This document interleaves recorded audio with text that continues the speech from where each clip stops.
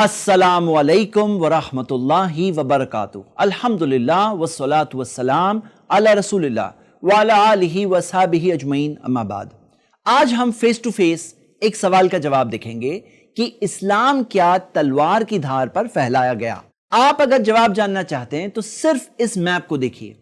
ये मैप में आप जो ग्रीन एरियाज देख रहे हैं ये वो इलाके हैं जिसमें मुस्लिम्स रहते हैं। जहां पे ज्यादा मुस्लिम्स है वहां पर वो डार्कर ग्रीन है और जहां पे कम मुस्लिम्स है वहां लाइटर ग्रीन है। अब ये चार्ट देखिए, ये मैप देखिए, इसके अंदर आप देख सकते हैं वो एरियाज है जिसमें मुस्लिम हुकूमतें माजी में पास्ट में हुई। अब दोनों को कंपेयर करिए, आपको जवाब खुद समझ में आएगा। सबसे पहला पॉइंट ये कि आपको ऐसे बाज इलाके दिखाई देंगे जहां आज मुस्लिम्स लार्ज नंबर में है लेकिन वहां कोई हुकूमत नहीं हुई। आप खुद देखिए, मिसाल के तौर पर इंडोनेशिया जहां दुनिया में सबसे ज्यादा मुस्लिम्स है, 23 करोड़ से ज्यादा मुस्लिम्स हैं, वहां पर आप देख सकते हैं कोई भी फौज नहीं पहुंची। मलेशिया जहां बड़ी तादाद में मुसलमान है वहां कोई भी मुस्लिम फौज नहीं पहुंची। अगर आप अफ्रीका का मैप देखें तो मुस्लिम हुकूमत तो एक सिलेक्ट एरिया में हुई लेकिन आज जहां जहां अफ्रीका में मुस्लिम्स है, ईस्टर्न कोस्ट ऑफ अफ्रीका और दूसरे इलाकों में, आप देख सकते हैं वहां कोई भी फौज नहीं पहुंची। अगर सिर्फ फोर्स से पहुंचा होता तो जहां जहां हुकूमत हुई वहीं वहीं मुस्लिम्स होते। लेकिन हम सब ये देख सकते हैं कि ऐसे कई इलाकों में मुस्लिम्स आपको मिलेंगे जहां कोई हुकूमत नहीं हुई। पॉइंट नंबर 2, आपको कुछ ऐसी एरियाज भी इस मैप में दिखाई देगी जहां हुकूमत हुई लेकिन जहां मुसलमान ज्यादा नहीं है आज। मिसाल के तौर पर आप इंडिया देख सकते हैं, कई मुस्लिम हुकूमतों ने इंडिया पर हुकूमत की लेकिन मुस्लिम्स आज माइनॉरिटी में है। एक और मिसाल आप अरबों की देख सकते हैं कि कई सारे ऐसे अरब्स हैं जो क्रिश्चियन अरब्स और जो कॉप्टिक क्रिश्चियंस है जो पीढ़ियों से क्रिश्चियंस है, यानी कि मोहम्मद सल्लल्लाहु अलैहि वसल्लम के पहले से वो ईसाई थे, आज तक ईसाई है। ऐसे 1 से 1.5 करोड़ क्रिश्चियंस आज भी अरब कंट्रीज में रहते हैं। मिसाल के तौर पे लेबनान में तो 35% क्रिश्चियंस है, इजिप्ट में 15% है, कुवैत में 18% है और ऐसी कई कंट्रीज हैं। और ये भी वो लोग हैं जो आज भी है, कई सारे तो ऐसे हैं जिन्हें बेटर सिटीजनशिप और बेटर इमिग्रेशन अपॉर्चुनिटीज की वजह से वो वेस्टर्न कंट्रीज में उन्होंने इमिग्रेट किया, लेकिन जो पीढ़ियों से जिनके बाप दादा पूर्वज जो थे सारे के सारे क्रिश्चियंस थे। अगर फोर्स किया गया होता तो ये सबके सब थोड़ी क्रिश्चियन रहते। हम सबके सामने मिसाल एक रोमन एम्परर थियोडोसियस II की है और उनका ये फरमान जो आप स्क्रीन पे देख सकते हैं, पॉज करके पढ़ लीजिए, जहां उन्होंने फोर्स किया था कि लोगों को एक्सेप्ट करना पड़ेगा क्रिश्चियनिटी। उनका ये फरमान आज भी महफूज है कोडेक्स थियोडोसियनस में, जिसमें कोई देख सकता है कि उन्होंने किस तरह से फोर्स किया। और जो पिछले पेगन रिलीजन्स थे वो रिलीजन्स आज नामो निशानी नहीं है, आज वो सब मौजूद ही नहीं है, 0% लोग हैं। ऐसा होता है जब कहीं फोर्स होता है तो। लेकिन हम देखते हैं कि ऐसे इलाके हैं जहां मुस्लिम हुकूमतें हुई लेकिन इस तरह का कोई फोर्स नहीं हुआ, नहीं तो जिस तरह से वो रोमन एम्परर के बाद में हुआ था वैसा हुआ होता, और वैसी कोई मिसाल हमारे सामने आज मौजूद नहीं है। पॉइंट नंबर 4, बहुत सारे लोग इस तरह की बात कहने की कोशिश करते हैं कि लोग इस्लाम तो सिर्फ तभी कबूल करते हैं जब कोई तलवार की धार पर उन्हें फोर्स करे। इन लोगों को ऐसा लगता है इस्लाम में कोई अट्रैक्शन है ही नहीं, कोई खूबसूरती, कोई ब्यूटी है ही नहीं कि कोई खुद इस्लाम को उसके मेरिट पर कबूल करे, उनका यह मानना है। लेकिन अगर यह बात सही होती तो आप मेरे सवाल का जवाब दो कि क्या वेस्टर्न कंट्रीज में क्या कोई फौज है वहां पर जो लोगों को तलवार की धार पर कन्वर्ट कर रही है? क्या ऐसा है? फिर ऐसा क्यों है? आप इस रिपोर्ट को देखिए। 9/11 के बाद जब बहुत सारे लोगों ने कुरान स्टडी किया, इस्लाम को स्टडी किया, तो बहुत सारे लोगों ने इस्लाम कबूल किया। वेस्टर्न कंट्रीज में आप देख सकते हैं, खुद यूके के अंदर व्हाइट्स के बारे में रिपोर्ट मिलती है कि वो लोग इस्लाम कबूल कर रहे हैं। तो क्या वहां पर भी कोई फोर्स कर रहा है उन्हें तलवार की धार पर कि तुम्हें कबूल करना पड़ेगा, या खुद स्टडी करके उन्हें कोई चीज अपील करती है, कोई चीज समझ में आती है जिस वजह से वो कबूल करते हैं? सवाल है ये सोचने वालों के लिए।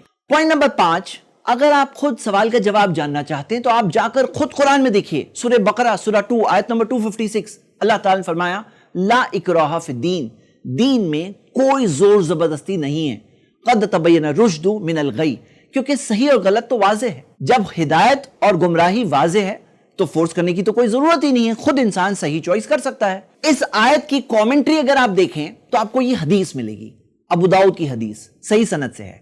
इस हदीस में हमें मिलता है कि आयत कब नाजिल हुई।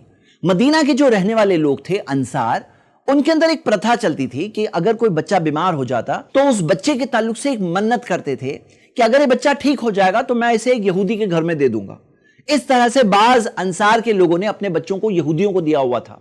लेकिन फिर बाद में ऐसा हुआ कि इन अंसार ने इस्लाम कबूल किया اور پھر انہیں اپنے بچوں کے تعلق سے فیل ہونے لگا کہ کیا ہم اپنے بچوں کو فورس کریں اسلام قبول کرنے، تو قرآن کی آیت نازل ہوئی لا اکراہ فی الدین، دین میں کوئی زور زبردستی نہیں ہے۔ اور اس تعلق سے کئی آیتیں ہیں جس سے ہمیں بات سمجھ میں آتی ہے۔ سورہ یونس سورہ 10 آیت نمبر 99 دیکھیے، سورۃ الکہف سورہ نمبر 18 آیت نمبر 29 میں آتا ہے کہ فمن شاء فلیؤمن ومن شاء فلیکفر، جو چاہتا ایمان لے آئے اور جو چاہتا انکار کرے۔ سورہ غاشیہ سورہ 88 کی آیت نمبر 21-22 میں آتا ہے لست علیہم بمسیطر، آپ انہیں فورس کرنے والوں میں، کمپیل کرنے والوں میں نہیں ہو، ان پر داروغات کے طور پر نہیں ہو۔ سورہ ہود سورہ 11-28 اور کئی آیتیں ہیں جس سے ہمیں بات سمجھ میں آتی ہے۔ کچھ لوگ یہ کہنے کی کوشش کرتے ہیں کہ یہ آیتیں منسوخ ہو گئی ہے، کینسل ہو گئی ہے، یہ حکم سے پچھلے زمانے کے لیے تھا، بعد کے دور کے لیے نہیں تھا، لیکن یہ بات بالکل غلط ہے۔ جیسے کہ آپ دیکھ سکتے ہیں امام جلال الدین سیوطی نے اپنی کتاب الاتقان کے اندر جب منسوخ آیتوں کی لسٹ دی تو اس کے اندر یہ آیتوں کو نہیں شامل کیا ہے، اور کوئی کہے کہ یہ آیتیں منسوخ ہو گئی تو ان کے پاس کوئی دلیل بھی موجود نہیں ہے جس سے یہ بات ثابت ہو۔ تو صحیح بات تو یہ ہے کہ یہ آیتوں کا جو میسج ہے پاسٹ کے لیے تھا، ابھی کے لیے ہے، اور ہر زمانے اور دور کے لیے رہے گا۔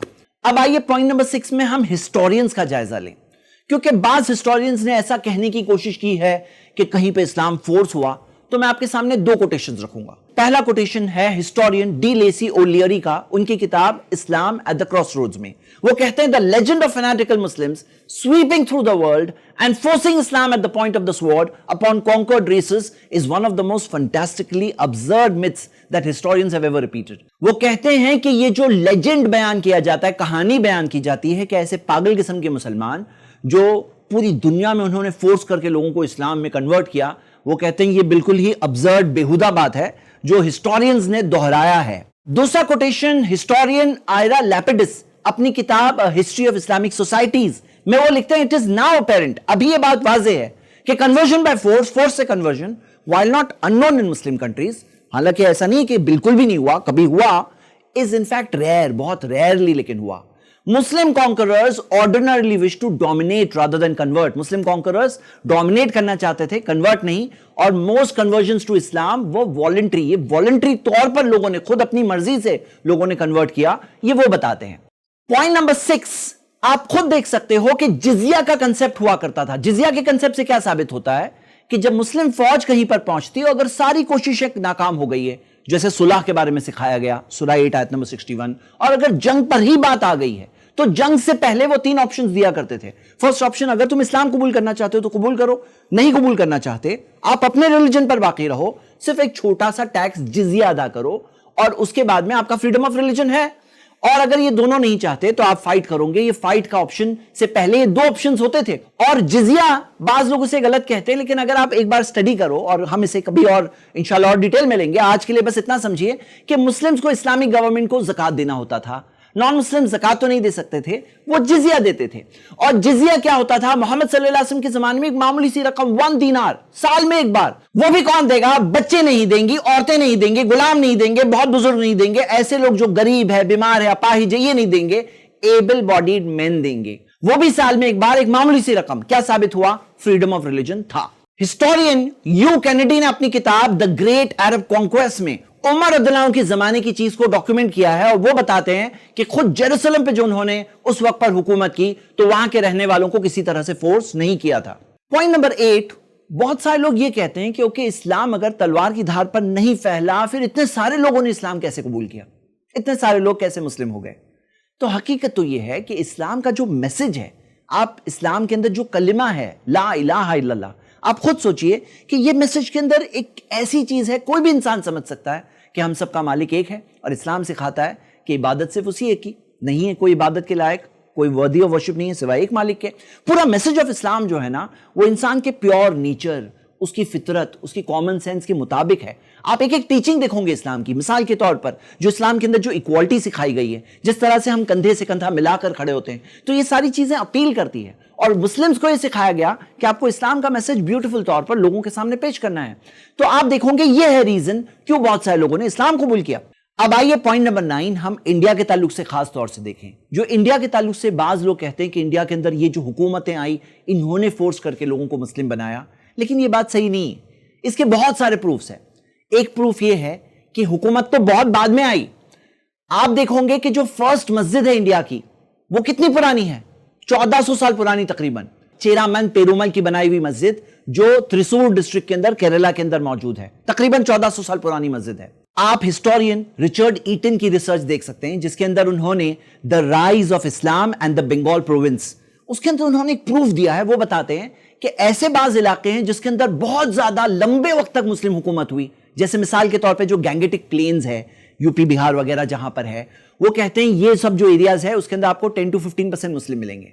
लेकिन ऐसे एरियाज है जहां पे मुस्लिम हुकूमत कम वक्त के लिए हुई, मिसाल के तौर पे बंगाल, और बंगाल का एक बहुत बड़ा हिस्सा बांग्लादेश में है, या मिसाल के तौर पे पंजाब जिसका एक बड़ा हिस्सा पाकिस्तान में है। वो कहते हैं यहां पे 70 to 90% मुस्लिम्स मिलते हैं, लेकिन यहां पे मुस्लिम हुकूमत सबसे कम वक्त के लिए हुई, और ज्यादा जहां पे लंबे वक्त के लिए हुई वहां पे आपको इतने ज्यादा मुस्लिम्स नहीं मिल रहे हैं, जहां पे कम वक्त के लिए हुई वहां आपको बड़ी तादाद मुस्लिम की मिल रही है। हिस्टोरियन रोविना रॉबिन्सन वो पॉइंट आउट करती हैं अपनी किताब modes of conversion to Islam के अंदर, वो कहती हैं इस्लाम बंगाली कल्टीवेटर्स में उस जमाने में स्प्रेड हुआ जब मुस्लिम रूलर्स हकीकत में अपोज होते थे, कन्वर्जन नहीं चाहिए था उनको। क्यों नहीं चाहिए था?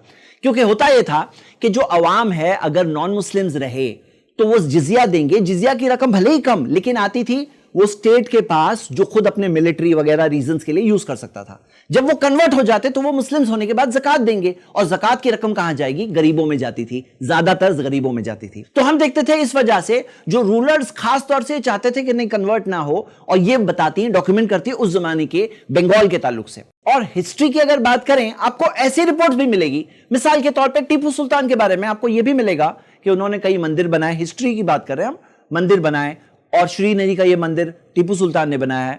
औरंगजेब के बारे में मिलेगा, प्रोफेसर प्रदीप केशरवानी अपने रिसर्च पेपर में लिखते हैं कि खुद औरंगजेब ने लैंड दिया, ग्रांट्स दिया ऐसे मंदिरों को, और ये चीज खुद कहीं और नहीं, वो मंदिर के धर्म दंड जो पिलर होता है उसके ऊपर ये चीज मेंशन है।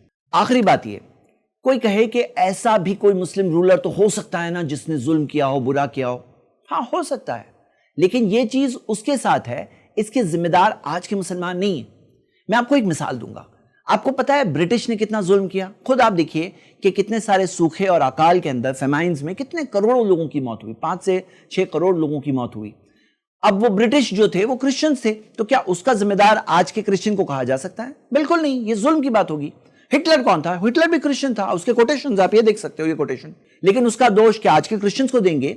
उसी तरह जो उस जमाने के अंदर जो क्रूसेडर्स ने किया और जिसके लिए पोप ने अपॉलोजाइज भी किया था, आज के क्रिश्चियंस को उसके लिए ब्लेम नहीं कर सकते। एक मिसाल आप देख सकते हैं पुष्यमित्रा शुंगा की, पॉपुलर कंट्रोवर्सीज में बताई जाती है कि 150 BC के करीब उन्होंने उस वक्त के जो बुद्धिस्ट थे उन पर बहुत जुल्म किया, पूरा सफाया उनका कर दिया, उनको खत्म कर दिया और उन्हें एक तरह से हिंदुइज्म में कन्वर्ट किया। लेकिन उसका दोष आज के किसी हिंदू को नहीं दिया जा सकता।